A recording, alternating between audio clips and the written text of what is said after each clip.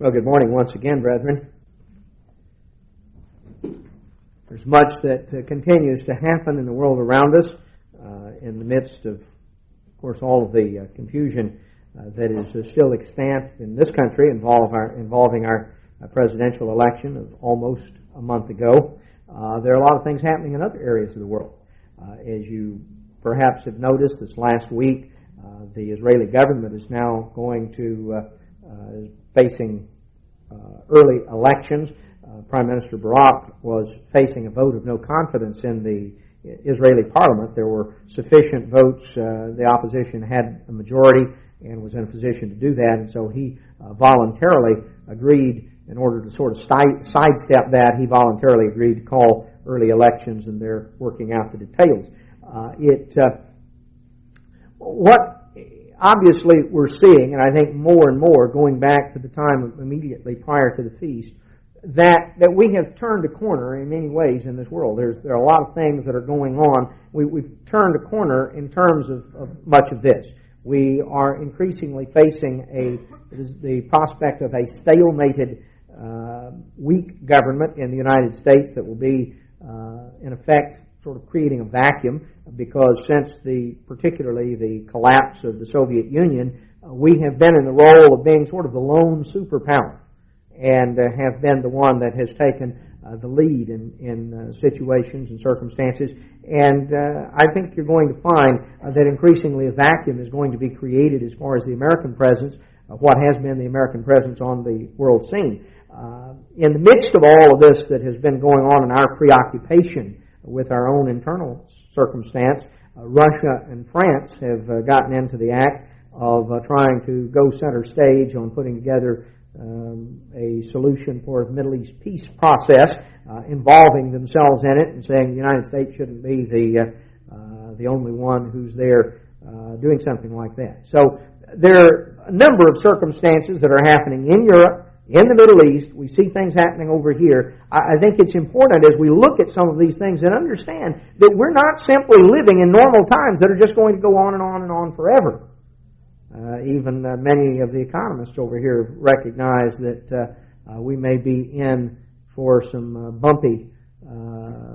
sort of a bumpy ride as far as the American economy and the value that has been lost. You realize that because of, let's say, IRAs and 401ks and that sort of thing, that half of the population of the United States has money in the stock market, either whether it's directly as, not that many have direct, let's say, personal account or investment that they're managing, but through mutual funds, through retirement programs.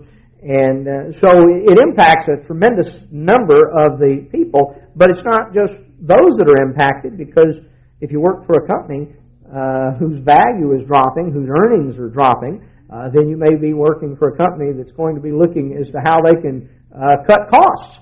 And you may be one of the costs that they want to cut. You know, that's that is the spin-off of a lot of these economic things that are shaping up. The point that I'm making is that we're sort of at that point where we're rounding a corner in terms of what is going on the world scene, and we're going to see things continue to happen and to develop.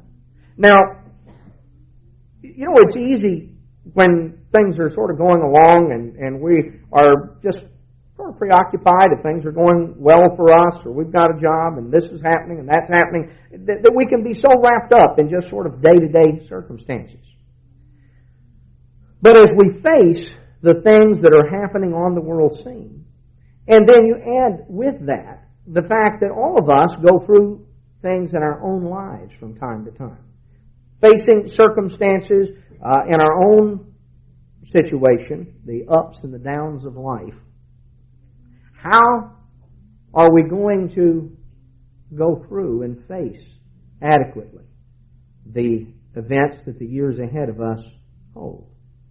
You know, the Apostle Paul, writing in the book of Hebrews, chapter 12, Hebrews chapter 12 and verse 1, he says, "Wherefore, seeing we also are compassed about with so great a cloud of witnesses, let us lay aside every weight and the sin that does so easily beset us, And let us run with patience the race that is set before us, looking unto Jesus, the author and finisher of our faith, who for the joy that was set before him endured the cross, despising the shame, and is set down at the right hand of the throne of God. He says, we're compassed about with so great a cloud of witnesses. Now, who is this great cloud of witnesses? Well, they're enumerated in Hebrews 11, the preceding chapter. Paul goes through and he talks about a collection of individuals who went through and faced circumstances in their lives, and how they went through it, and what happened, and what they encountered as they went through life. And then he says, seeing that we're encompassed with so great a cloud of witnesses, we need to lay aside the weight and run with patience the race set before us.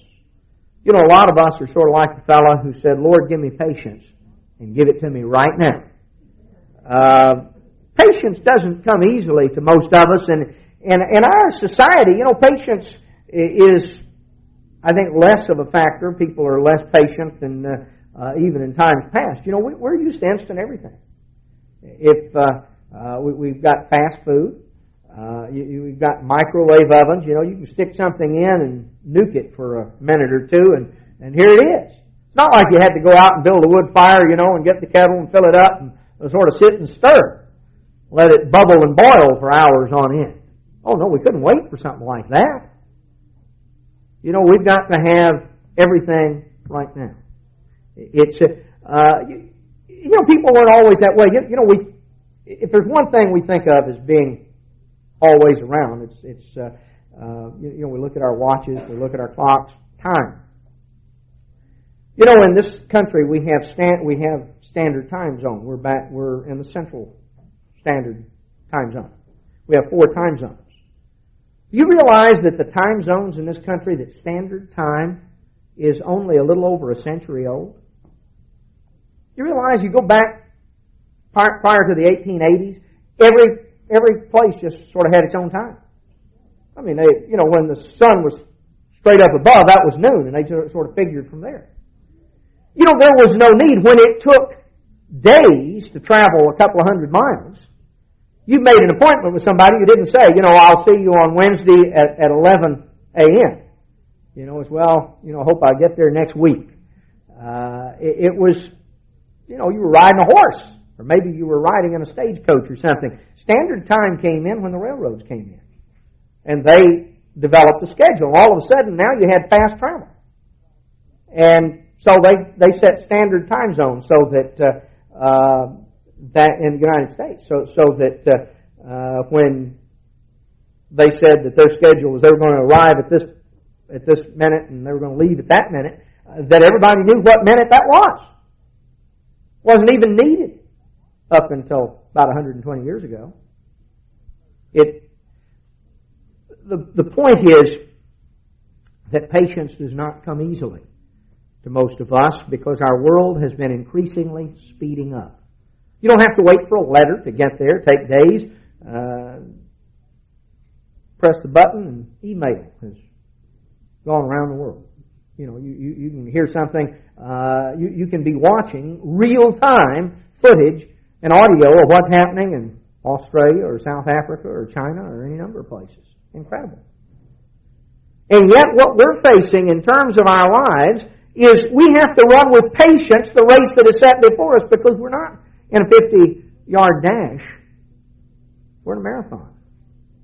We have to run with patience the race that is set before us. And just as the men and women categorized in Hebrews 11 ran with patience, because you see, none of them knew, the one difference about the race is none of them knew exactly how long it was going to last. They knew that they had to go till the end, but they didn't know exactly how long that is. Now, it talks about in Hebrews chapter 12 that talking about Christ, looking to Him, He's the author and the finisher of our faith. Then we're told in verse 5, you've forgotten the exhortation which speaks unto you as unto children. My son, don't despise the chastening of the Lord. Don't faint when you're rebuked of Him. Whom the Lord loves, He chastens, scourges every son whom He receives. If you endure chastening, God deals with you as with sons. What son is he whom the Father chastens not?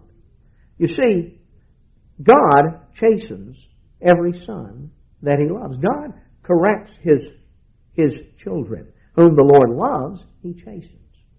God is... Now, why does God do that? Well, we're told as we come on down that if you're not chastised by God, then it's because God does not claim you as a legitimate child. But rather, He says in verse 9, we've had human fathers who corrected us. We showed them reverence and respect. Shall we not much more be in subjection to the Father of spirits and live? They truly are human parents, human fathers. For a few days, short time, they chastened us after their own pleasure. They did the best that maybe they understood. They did it according to the way they saw it or they understood it. They did it based on what seemed the right and proper thing to them. But every human parent has made some mistakes. God does not make mistakes. He, for our profit. He, for our profit. God's chastening is always for our profit, for our good. Why? That we might be partakers of His holiness. That's the object and purpose God has, is that we might ultimately share His very nature. That we might be partakers of His holiness. You see, God has in mind the development of His very character and nature within us. And so God will chasten and test us. He will work with us through circumstances to develop something in us. It's always for our profit. It's for our benefit. But in order to go through that, you see, there are things that we have to face as we're going to look back in a few minutes to Hebrews 11, to a catalog of men and women who were heroes of faith.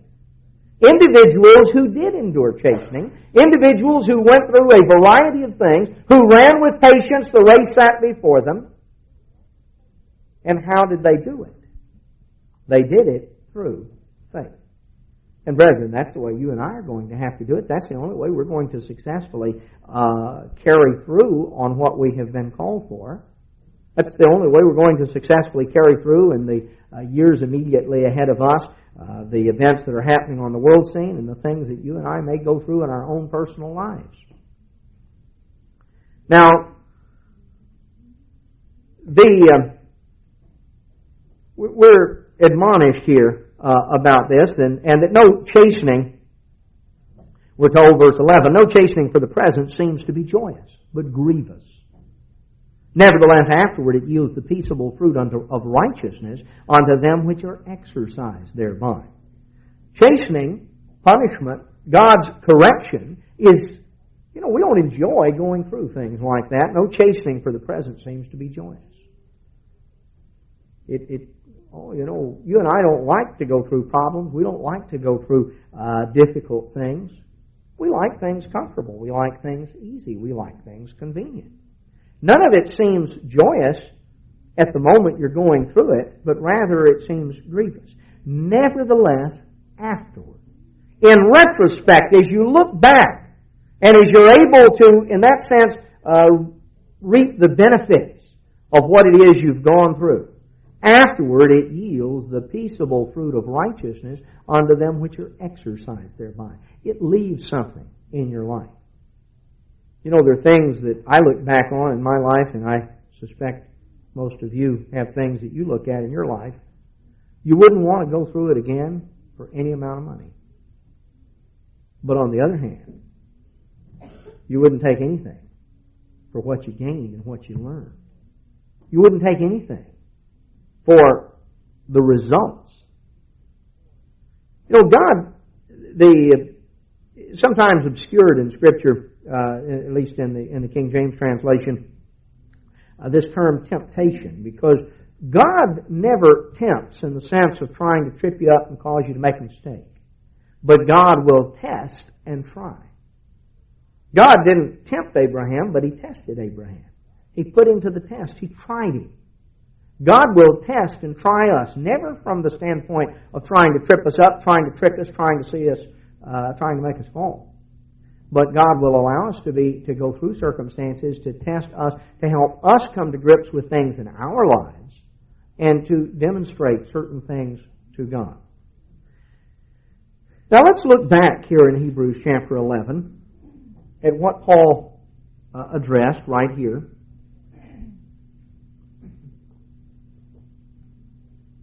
In Hebrews chapter 11, verse 1, we're told that faith is the substance of things hoped for. It is the evidence of things not seen. For by it the elders obtained a good report. Faith is substance, it is substantial, it is real, and it is evidence. Evidence of things not seen.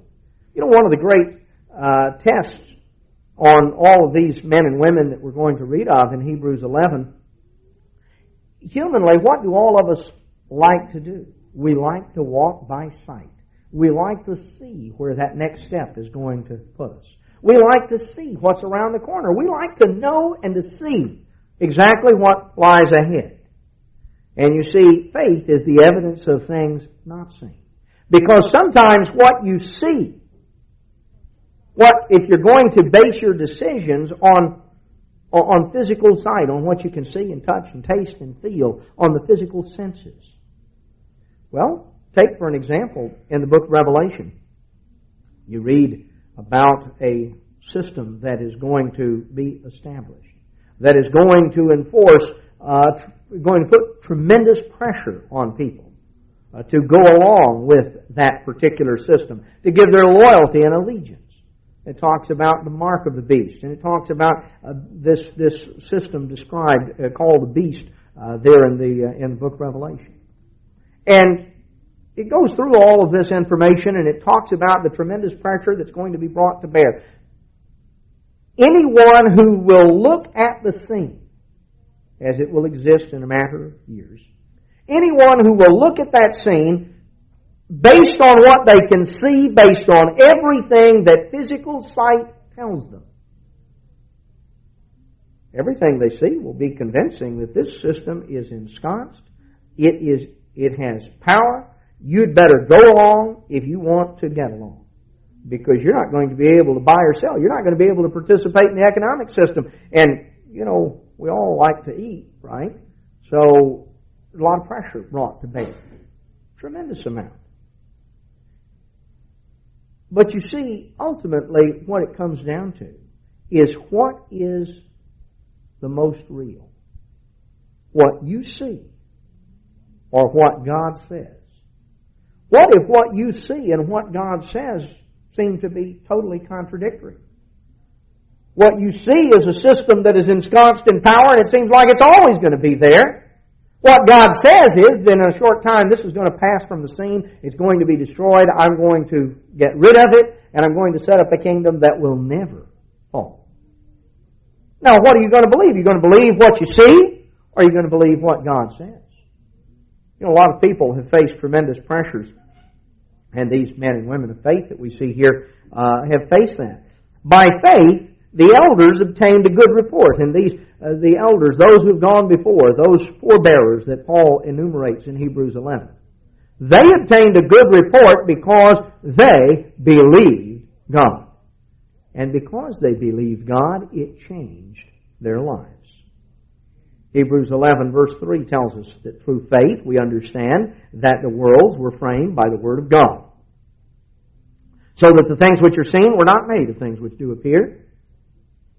You know, God brought it into being. There was a time when matter came into existence. These things were framed by the Word of God. By faith, Abel offered unto God a more excellent sacrifice than Cain, by which he obtained witness that he was righteous, God testifying of his gifts, and by it he, being dead, yet speaks. Now, the first man of faith that we read of in the Bible is Abel. And you learn something about faith by that first example. Just because you have faith doesn't mean life is always going to be easy. The first man of faith was also the first martyr. Abel believed God. What did he get out of it? Cain killed him.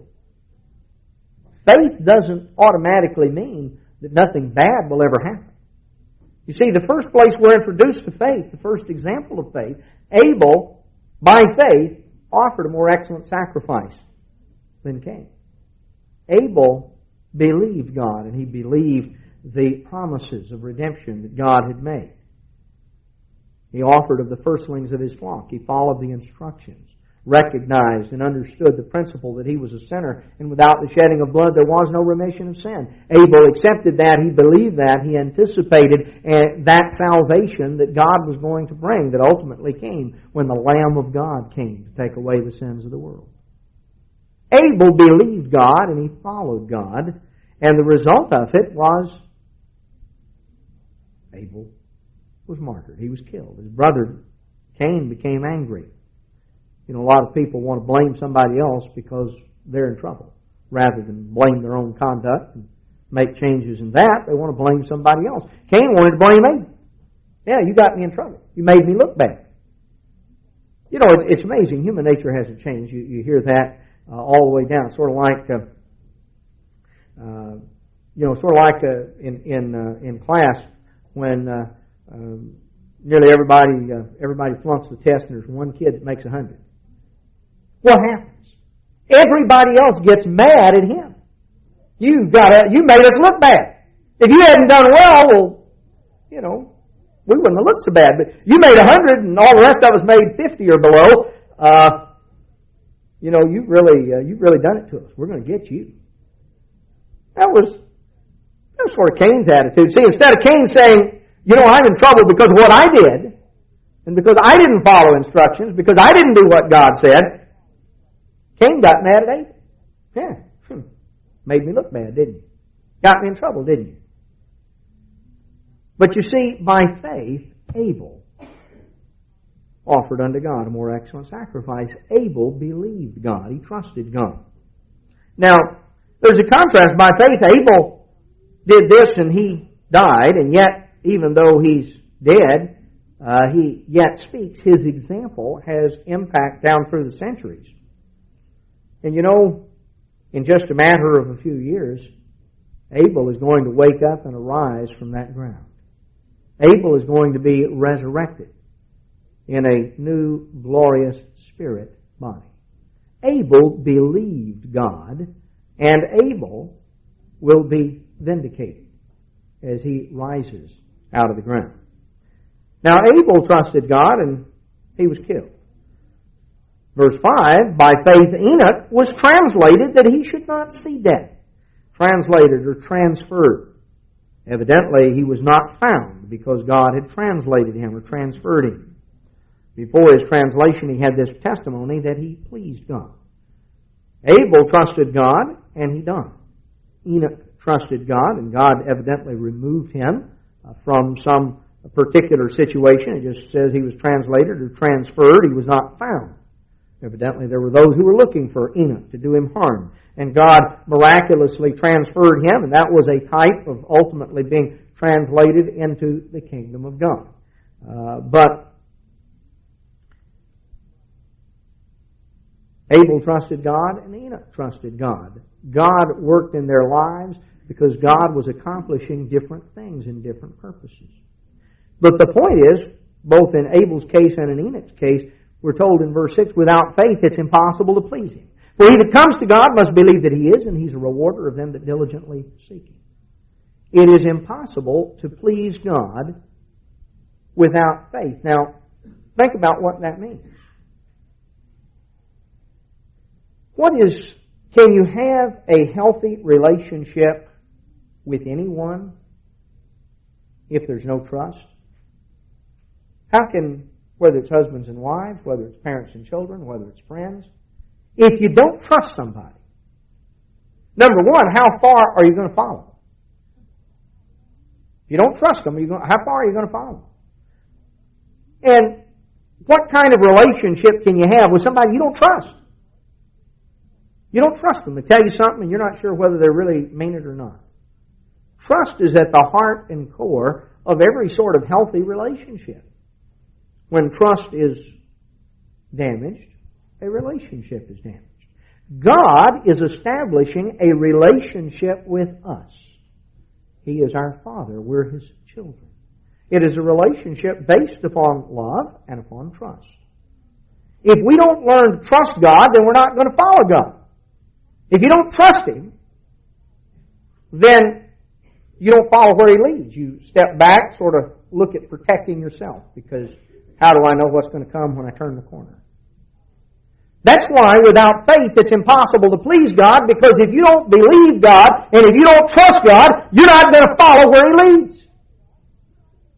You're going to get scared. You're going to try to protect yourself. You go through the Scriptures, and it's interesting as you see how many times, starting from the very beginning, human beings sought to protect themselves rather than simply to trust God and follow where He led. It's fundamental. You just start in the book of Genesis and just go on through. See, what gets us in trouble? Why do we sometimes hang back from just simply doing what we're supposed to do? Well, we're scared maybe what the consequences will be. Well, what'll work out, and what if this happens, and what if that happens? Without faith, it's impossible to please Him, because you're going to come up against things in life that are going to be frightening, that are going to be enticing. Sometimes it looks like, boy, if I do that, everything's going to work out. If I do this other, nothing's going to work out. And so we know what we want to work out, and we become afraid that if we do what God says, things won't work. But we've got it figured out, and we just know that if we just sort of bend the rule here or do that, then everything will fall in place. Well, without faith, it's impossible to please God, because you've got to believe that God is. God's got to be real to you. You've got to believe that God is, and that He's a rewarder of them that diligently seek Him. You see, that really is the essence of faith. God is real, and God will do what He says. And if you know that God is real and He'll do what He says, then everything else falls in line. And all the things you and I encounter in life. Without faith, it's impossible to please Him. Oh, you may go along for a little while. You may do certain things. But you find yourself in the dilemma, or you would,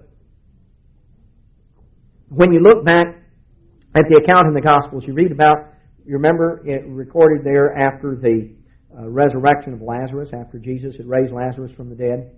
And the Sadducees and Pharisees, who normally did not get along at all, got together and held a council. And they said, we've got to do something. Because if we don't, then everybody is going to believe in this man. They're all going to start acknowledging Him as the Messiah. And then you know what happens. All this talk of Messiah starts going around. The Romans hear about it. They're going to come and take away our place and our nation. We're all going to be in trouble. We've got to do something. You see, here were men who were, quote, religious men. They practiced the laws of Scripture. You go through the Bible and all the various things, that the injunctions that God gave through Moses. These men did that. They observed the Sabbath. They did all sorts of things very carefully. But they wound up, for all of if you would ask any of those, Pharisees or Sadducees, do you think the law has been done away? Oh, of course not. They were adherents of Moses. But what did they wind up doing? They wound up plotting murder. Now, is that covered in the law? You bet. Thou shalt not kill. Can't get much more fundamental and basic than that. Here's the 6th commandment. One of the 10. Here they were plotting and planning a murder. While on the one hand, they would have acknowledged, they would have argued, yes, the law, you've got to observe the law.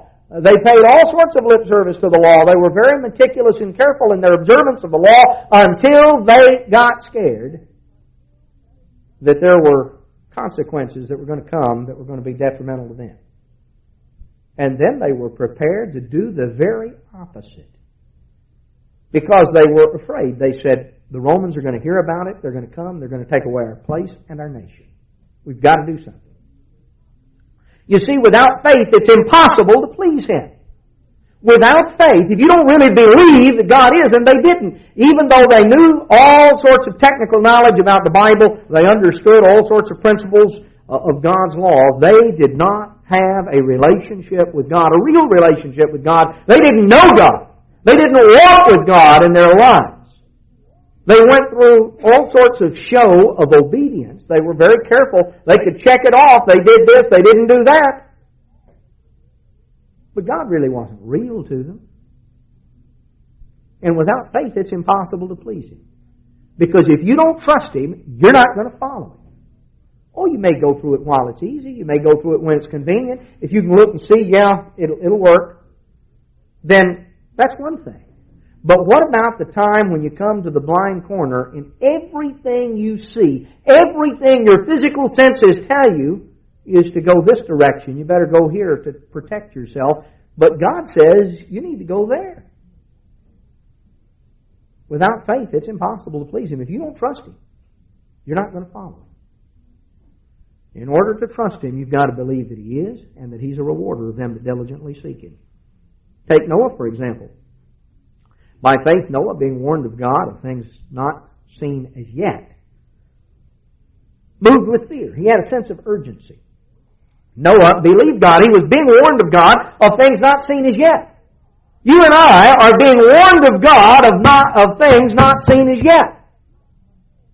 When we talk about Bible prophecy, you read the booklet on several of the ones we've got on prophecy of what's ahead for America and Britain, or the Beast of Revelation, or you look at some of the telecasts that Mr. Meredith and Mr. Ames have put together. And we are being warned of God of things not seen yet. They haven't arrived yet. To what extent do we have a sense of urgency? Noah had a sense of urgency. He moved with fear. If you really believe it and it's real to you, then you're stirred up. Noah believed God. When God said what was going to come, Noah believed Him, and he had a sense of urgency, and he prepared an ark for the saving of his house. That was the specific job that he was given to do. The point is, faith produces urgency. Without faith, it's impossible to please God. If you don't trust Him, you won't follow Him. Faith produces a sense of urgency.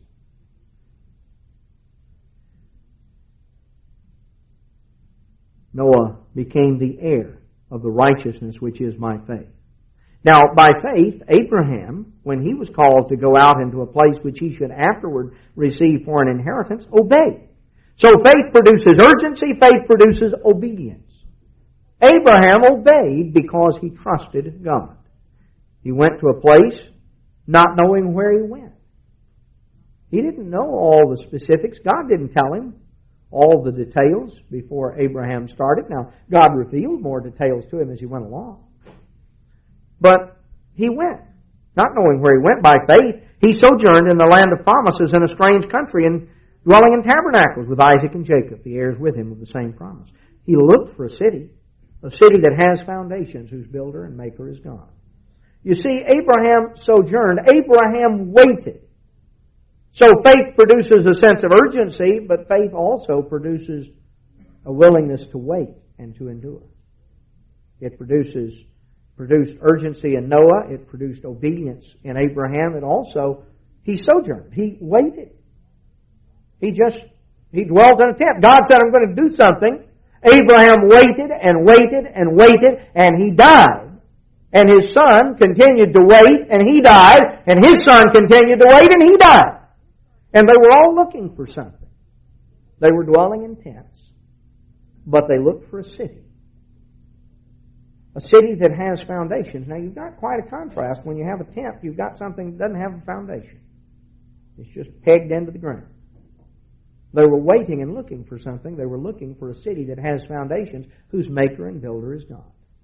That city you read of in Revelation 21. Over 1,000 years into the future, that city, the New Jerusalem, is going to descend to this earth, going to come down out of heaven from God. Abraham waited for that city. He sojourned. He lived life as a temporary sojourner, as a pilgrim. He was on his way somewhere. You see, one of the things that faith produces is the realization that this world is not all there is. You know, you hear the slogan or the saying, well, you know, you only live once. Well, that's not true. You're going to live twice. And if you live this once in anticipation that you're going to come up again, then it makes a difference. If you operate on the premise that you only live once, then, well, you only live once, right? Well, those who operate on that premise are going to find that they have been in error. Abraham waited. We find in verse 11 that through faith also Sarah herself received strength to conceive seed.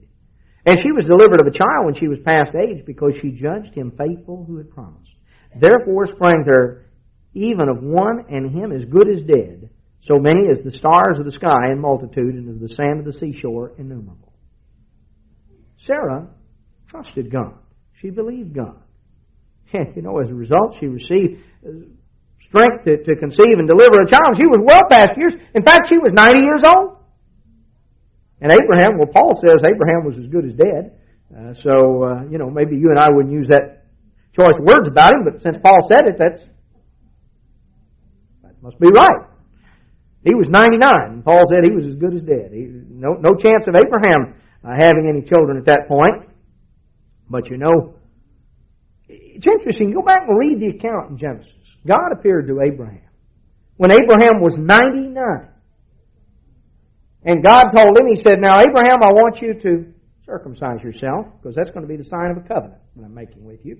And all the men in your household, I want you to go and assemble them, tell them that they're going to get in on the act too. And while you're at it, tell them that you have a new name. From now on, they're not to call you Abram or refer to you as Abram, that from now on you're to be known as Abraham. Abraham meant father of a multitude.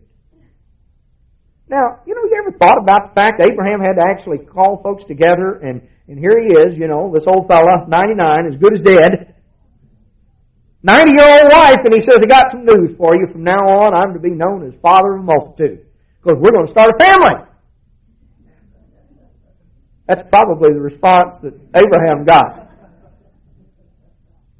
He believed God. He believed God. And Sarah believed God. Now, the first thing it struck Sarah was it struck her as funny. And she laughed when she first heard it. She just, you know, it's too good to be true. That was incredible. And she laughed. And God said, okay, that's a good name for your son. We'll call him Little Laugh. That's what Isaac means in Hebrew. Laughter. And Sarah received strength. And God performed a miracle with Sarah and with Abraham. Now, things had gone on to the point that there was no human prospect of Sarah and Abraham having a family just in the normal order of things. It took a miracle of God. But they trusted God. They believed God. And so, Abraham had a son.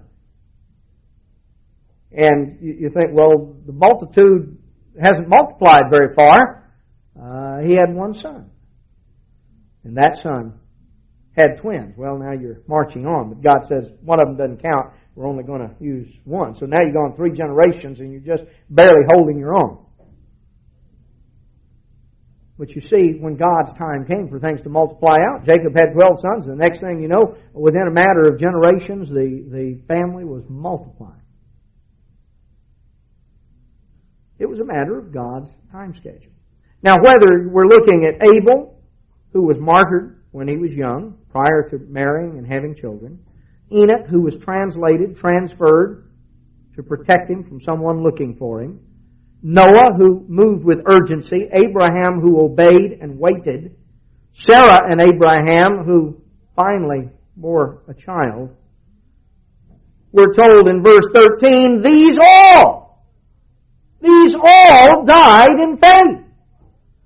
Whether young or old, whether dying cut off in the early prime as Abel was, or whether going into advanced years. They all died They all died in faith. They all died not having received the promises that God made, but they saw them afar off. They were convinced of them, persuaded of them. They embraced them. And they confessed that they were strangers and pilgrims. This isn't their world. They believed that. They looked for and they anticipated something that was more real that was to come. Now, those who say such things declare plainly that they seek a country. They're looking for something.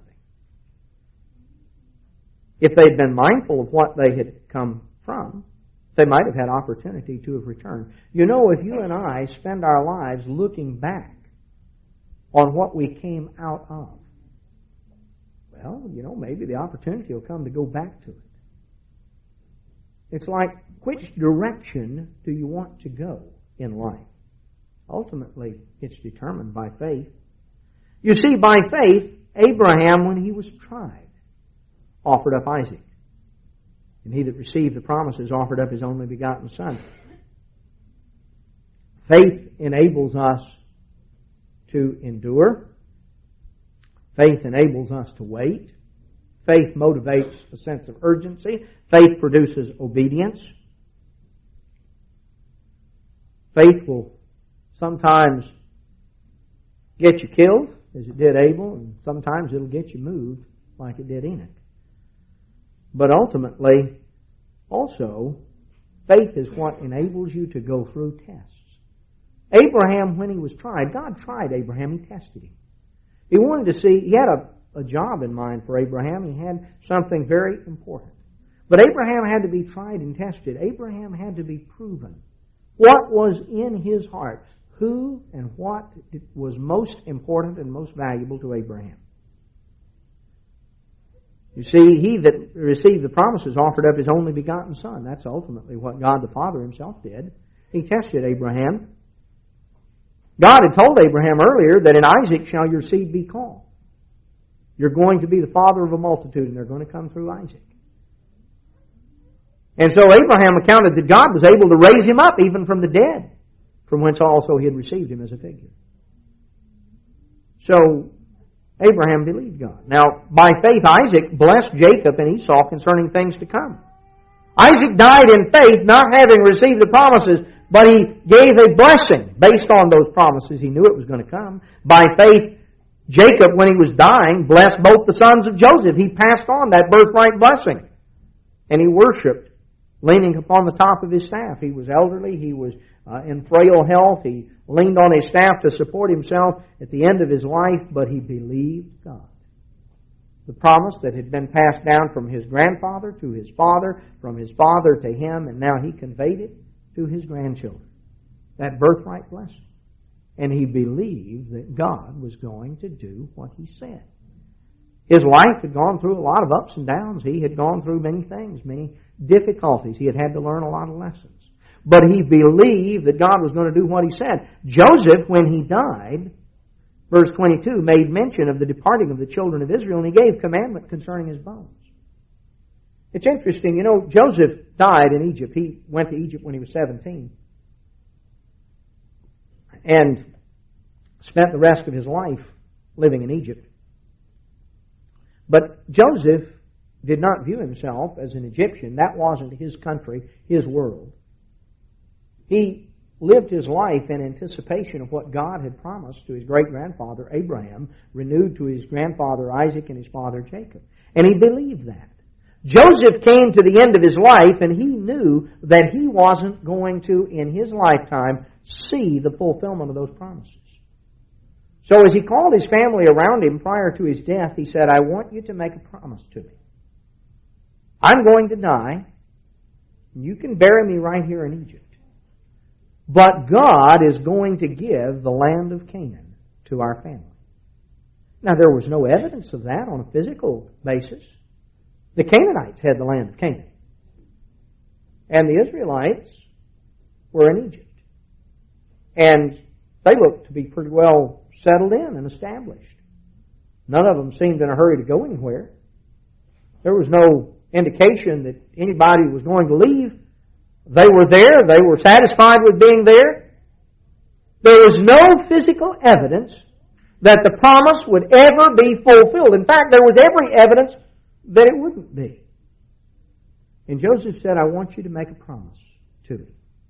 I've lived my life in hope and in anticipation of the promises that God has made to our forebearers. Bury me here, but when you leave, because I know you will, when you leave, I want you to load up my coffin and take it with you to the promised land. And I want you to bury my coffin there. Because I want to be a part of the promises that God has made. I won't see it in my lifetime, but I want to be buried there. And when I rise from the grave, I want to be in the promised land. Joseph died. Not having received the promises, but he saw them. He was convinced of them. You know, you read the account in Exodus right before Moses and the Israelites departed out of Egypt. One of the very last things they did was they sent some men to one of the pyramids there in that area, right there at Giza. And they took from it a coffin. They took the coffin of Joseph and they transported it with them, and they hauled it 40 years through the wilderness.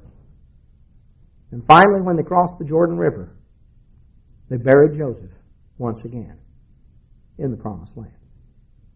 Joseph died, not having seen the fulfillment in his lifetime of what he anticipated, but the fact that it took longer than he thought had nothing to do with making it less real.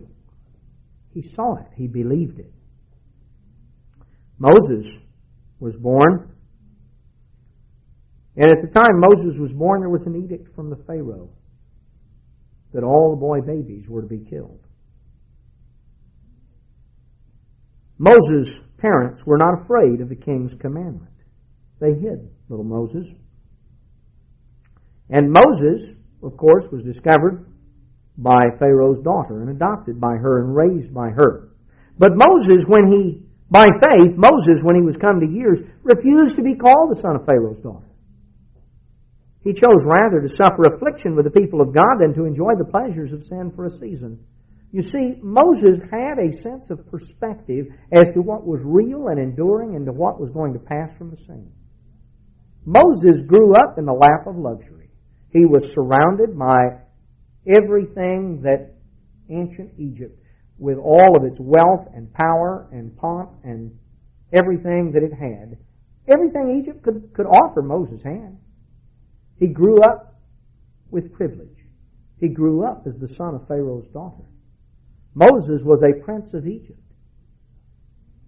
He was a man, as Stephen is recorded as saying in Acts chapter 7, he was a man mighty in words and deeds among the Egyptians. Josephus, the first century Jewish historian, records some of those things.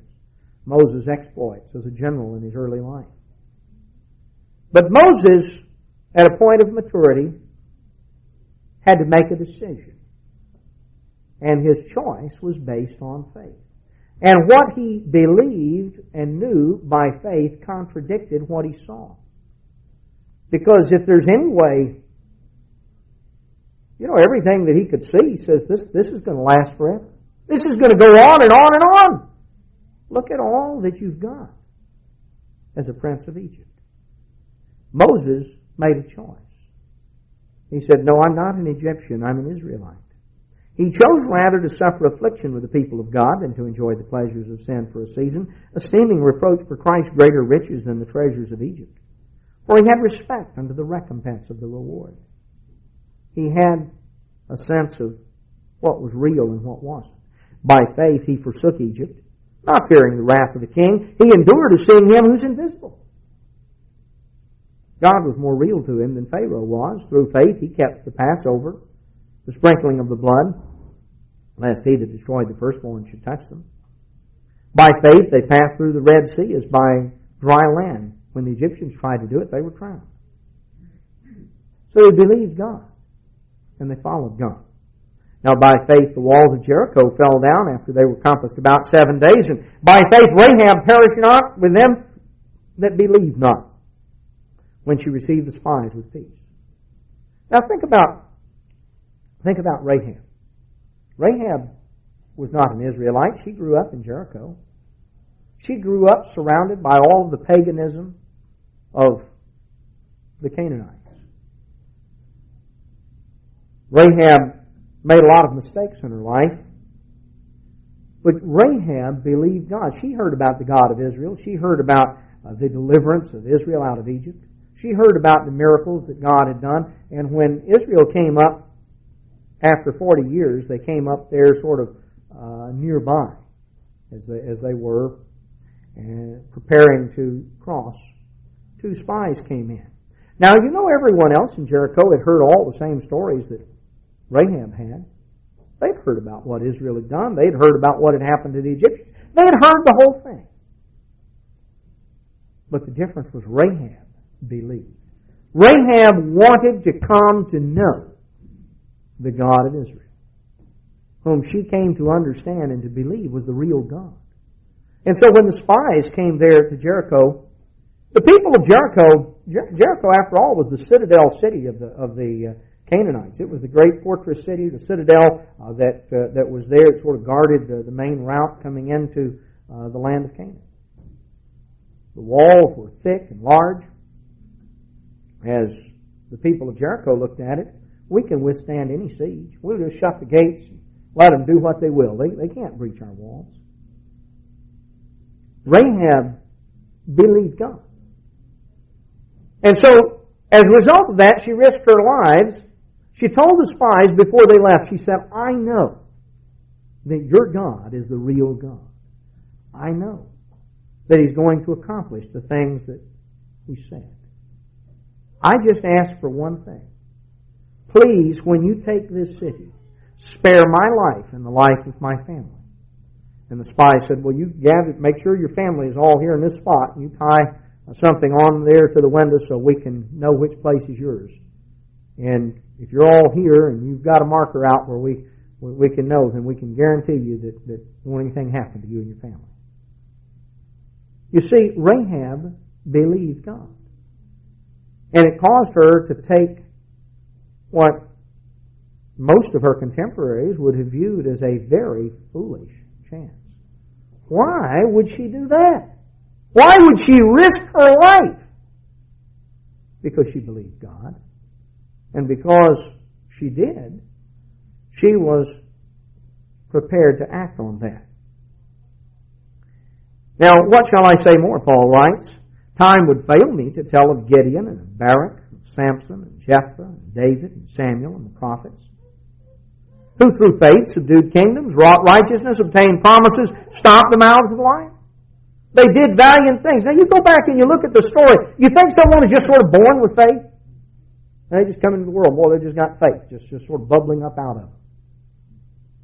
Well, Gideon is the first one Paul mentions here in verse 32. Time failed me to tell of Gideon and Barak and Samson and Jephthah.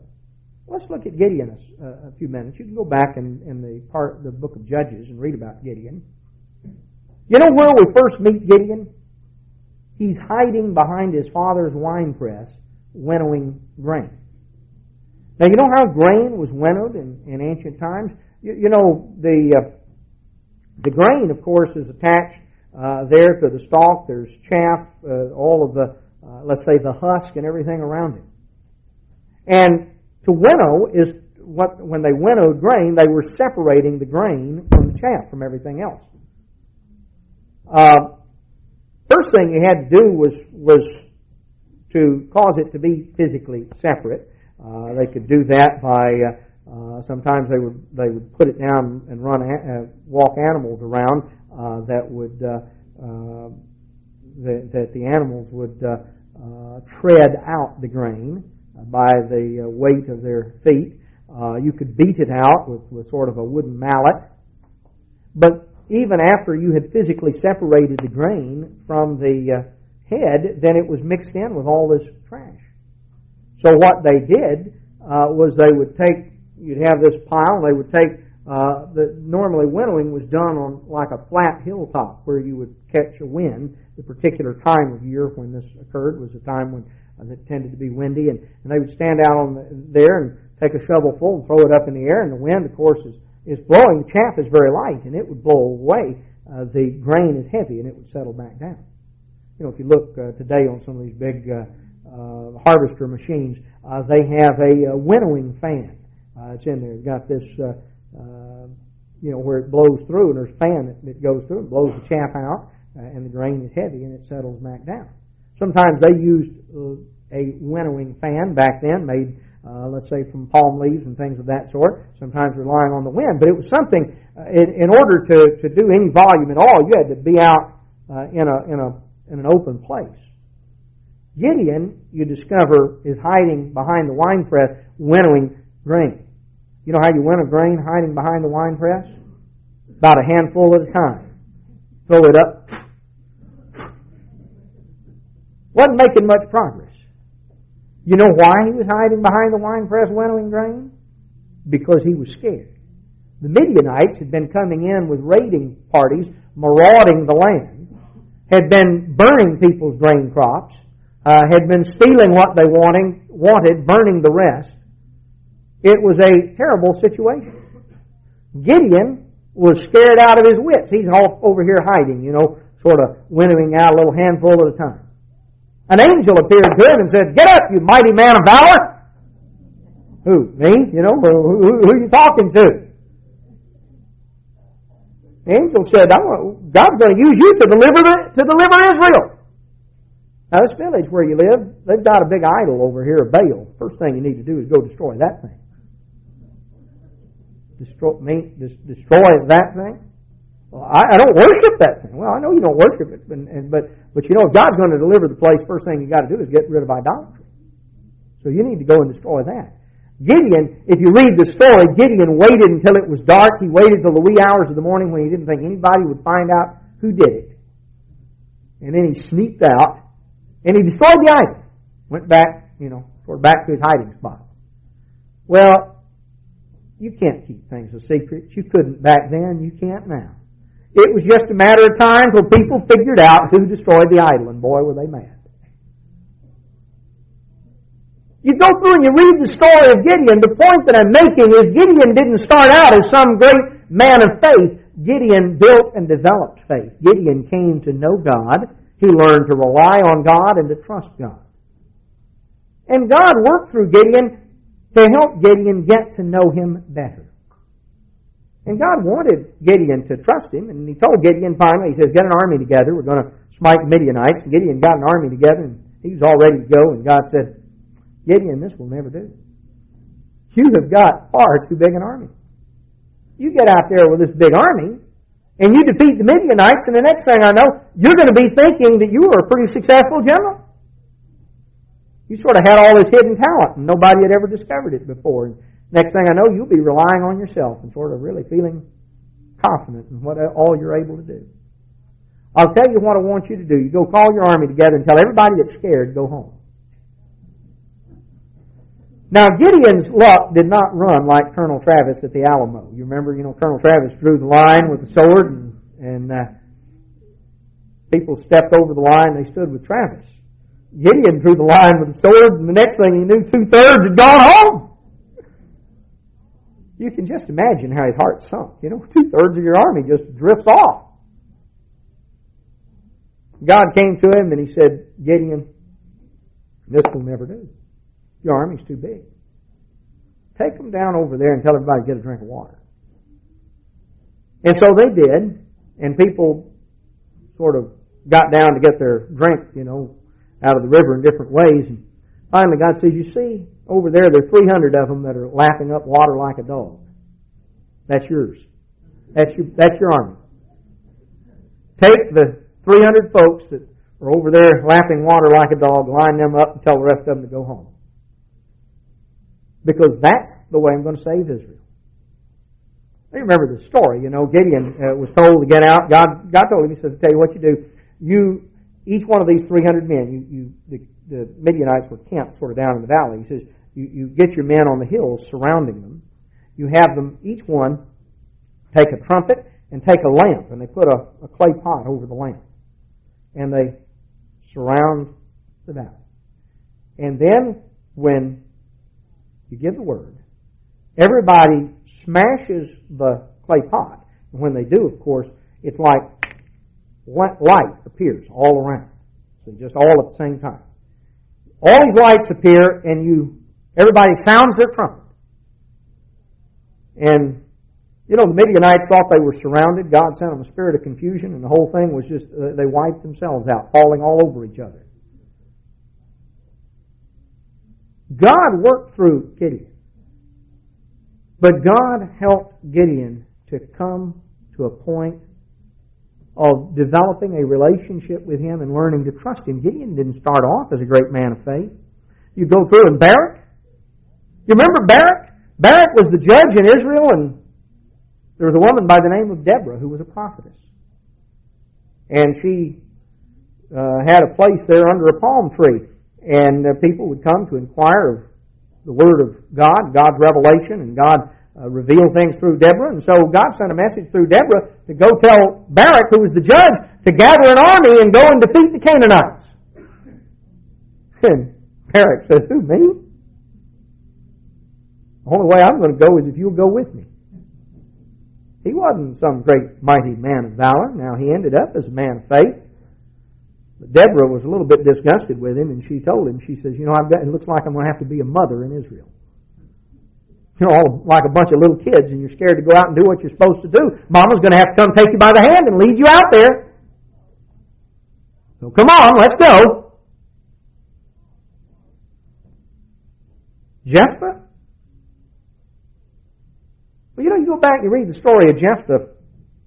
If there was anybody that had an excuse to be turned off, Jephthah, as you go back and read the story, Jephthah had a bad start in life. He was an illegitimate child, a son that his father had fathered by a harlot. Well, his father died, and you know what? All his half-brothers, the rest of the family, the children of his father's wife, says, you get out of here. We don't want you hanging around. We hadn't liked you and hadn't wanted you around for all these years. Dad sort of let you hang around, but he's dead and he's gone. You get out of here. You're not going to inherit anything. We don't want to see you again. So Jephthah left. Wound up sort of living as he was sort of like the Robin Hood of the days. You go back and read in the book of Judges, he collected a bunch of folks that were sort of like him. And they lived in a desolate area, and they were a sort of a rough bunch. And problems came for the land. And the Ammonites came there they lived in Gilead, which was on the east bank of the Jordan River, up in the area where the half-tribe of Manasseh was, east of the Jordan. And they got scared, the people of Gilead. Finally, they sent out a delegation to Jephthah. And they said, we'd like to put you in charge and have you come back and lead an army, and you be our judge, and we'll put you in charge because we're scared of these Ammonites. Well, Jephthah was a little bit dubious at first. You go through and you read the exchange that he had. Jephthah could have just said, hey, tough. You guys never had any use for me, never treated me with any respect or any decency. You think I'm going to come bail you out? Forget it. Jephthah could have been bitter. He could have been resentful. He could have said, I think maybe I'll help the Ammonites. You see, Jephthah learned lessons of faith. Samson, one of the well-known stories of the book of Judges. Samson grew up and seemingly he had everything going for him. He was the strongest guy around. Samson developed quite a bit of confidence in his strength. And ultimately he found himself in a situation where his strength failed him because Samuel did not really appreciate and value that God was the source. Samson had to learn a very hard lesson. He spent a period of time hooked up to turning a grist mill like you'd hook up a donkey or an ox.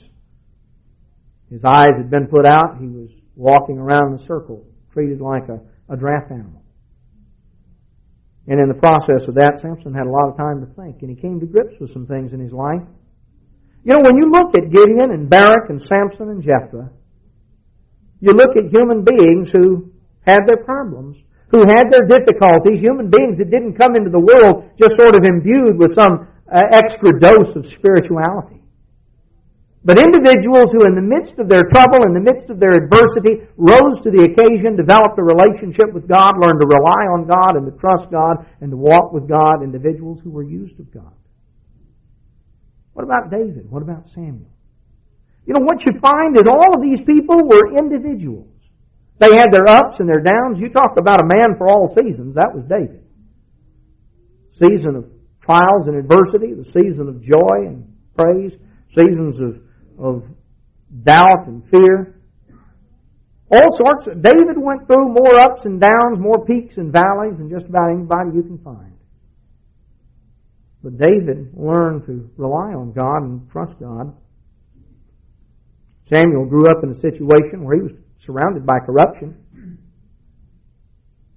But Samuel believed God and he trusted God. You know, as you go through these individuals, you find that they're just that. They're individuals. They weren't cut out with a cookie cutter, all of them just alike. Different personalities, different temperaments, different strengths, different weaknesses, different lessons to learn. And you know, none of them had sat down and read the story of his life in advance. None of them had read the book of Judges or the book of Samuel. They didn't know the story that you and I do. You know, it's easy for us sometimes we go through and we read the story and we think, well, yeah, you know, if I'd been back then, it would have been easy. You know, I could have trusted God because look at all this. They went through their life the same way you and I go through ours. They went through it one day at a time, one step at a time. They were surrounded by difficulties and fears and circumstances that were beyond their control. They looked at things and they saw a world that was in many ways contradictory of what God told them to do. The point Paul is making is these individuals, through faith, subdued kingdoms, wrought righteousness, obtained promises, stopped the mouths of lions. They quenched the violence of fire, escaped the edge of the sword. Out of weakness were made strong. They waxed valiant in fight, turned to flight the armies of the aliens. Women received their dead raised to life again. You know, when we read about faith, we like to think in terms of the great miracles that occurred. We think about Shadrach, Meshach, and Abednego who escaped from the fire. You know, they quenched the violence of fire. Nebuchadnezzar had the furnace heated up 7 times hotter. So hot that the guards that were bringing them to throw them in fainted and collapsed and died. Shadrach, Meshach, and Abednego walked around in the fiery furnace, not even so much as having their garments singed. You know, we read about that, and boy, that's exciting. You go back and read the story in Daniel, and you find that Shadrach, Meshach, and Abednego didn't know for sure what God was going to do until after He'd done it. They knew that He was able. They knew what they were going to do. They weren't going to worship the idol. And they said, our God is able to deliver us. We know that. And even if He doesn't choose to, we're still not going to worship your idol. That's what made Nebuchadnezzar so mad. We read about the great miracles of faith, but you know, faith doesn't automatically mean that you're just going to have great miraculous things popping all around you. You may. There were women who received their dead raised to life again. You can read in the ministry of Elijah and Elisha. But notice the rest of verse 35. Others were tortured, not accepting deliverance that they might obtain a better resurrection. They believed God. They went through difficulty and adversity and they would not turn back. They would not relinquish because they believed God.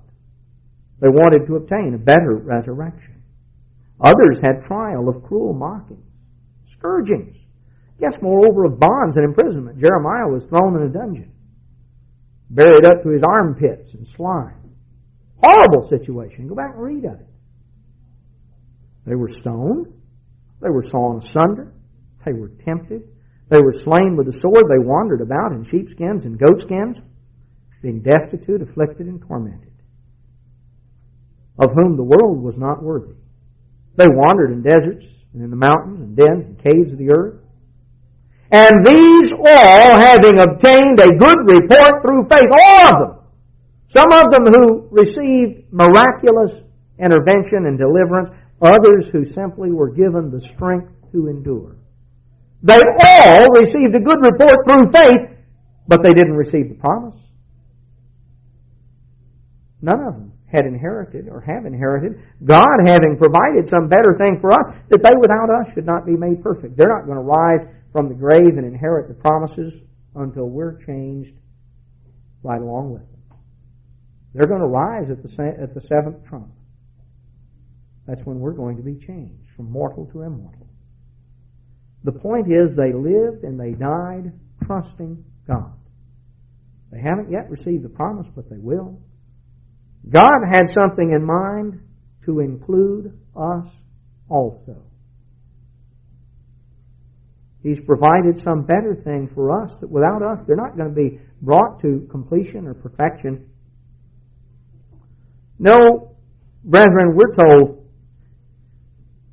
that we can share in the very thing that they are going to share in.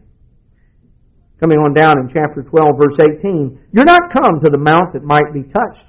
You know, Mount Sinai that Israel came to, that quaked and shot up smoke and fire.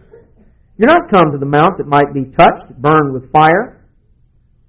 Oh, what do we come to? Verse 22, you're come to Mount Zion, to the city of the living God, the heavenly Jerusalem, to an innumerable company of angels, to the general assembly and church of the firstborn, which are written in heaven. To God, the judge of all, the spirits of just men made perfect. To Jesus, the mediator of the new covenant, to the blood of the sprinkling that speaks better things than that of Abel. Don't refuse him that speaks. For if they escape not who refused him that spoke on earth, how much more shall we not escape if we turn away from him that speaks from heaven? You see, we receive, verse 28, a kingdom which cannot be moved. What we stand in line to inherit is something permanent and eternal. Let us have grace whereby we may serve God acceptably with reverence and godly fear. Deep respect and awe. Reverence and godly fear, which springs out of faith, out of trusting God and believing God, believing that He is and that He's a rewarder of them that diligently seek Him. Without faith, it's impossible to please God. Without faith, it's impossible to go forward and to go through the things that you and I will encounter in our own lives and the things that we're going to see happen on the world scene in the years immediately ahead of us. The key is to go to God, to come to truly know God.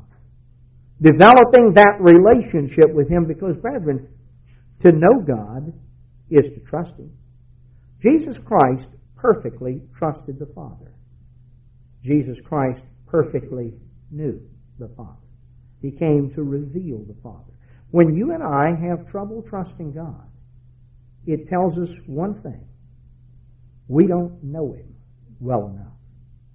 To deepen that relationship with Him, which is the basis of trust and confidence. To know then that He will never leave you nor forsake you. We have the opportunity to follow the living God who loves us, who cares for us, who's there to help and to strengthen us, and who is there to ultimately allow us entrance into a kingdom that will never, ever be moved.